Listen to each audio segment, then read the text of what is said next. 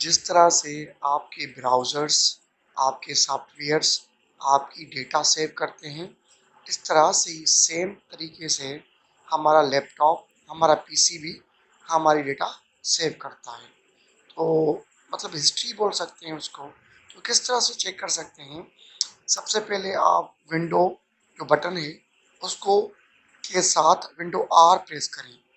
तो ये वहाँ पर एक चीज़ डायल करनी है, SHELL shell column RECENT recent. जैसे ही आप ओके करेंगे ना, तो आपके पास एक डेटा ओपन हो जाएगी। तो ये आप बताएगा कि आप किस टाइम डेट को कौन सा फाइल ओपन किया था।